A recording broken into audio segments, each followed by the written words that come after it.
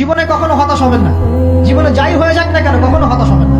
মনে রাখবেন আল্লাহ আপনার রব, আল্লাহ আপনার সাথে আছেন ইনশাআল্লাহ।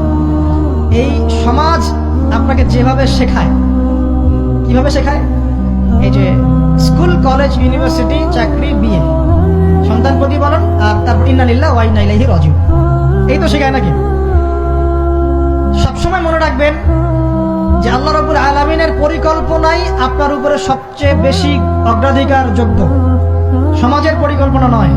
পরিবার আপনাকে চাপ দিচ্ছে, চাকরি পাস না, পড়াশোনা করিস না, হ্যাঁ পড়াশোনায় কেন তুই 80 নাম্বার পাইলি না, কেন চান্স পেলি না, কবে চাকরি পাবি, কবে আমাদেরকে দেখবি, খাওয়াবি, পড়াবি, এই যে চাপগুলো চারপাশ থেকে আসে কিনা? এতে করে অনেক যুবক দেখা যায় মাদকাসক্ত হয়, অনেকে দেখা যায় আত্মহত্যা করছে, ইদানিং করছে কিনা ভাই?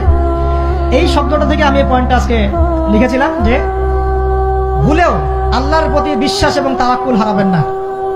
সমাজ যেভাবে শেখায়, সমাজ চারপাশে যে চাপ আপনাকে দিচ্ছে, এই চাপে নিজে গা ভাসিয়ে দিবেন না। আপনি আল্লাহর কাছে দোয়া করবেন, আল্লাহর কাছে পথ চেয়ে নেবেন এবং আল্লাহর প্রতি তাওয়াক্কুল ভরসা করবেন, কখনো আত্মহত্যার পথ বেছে নেবেন।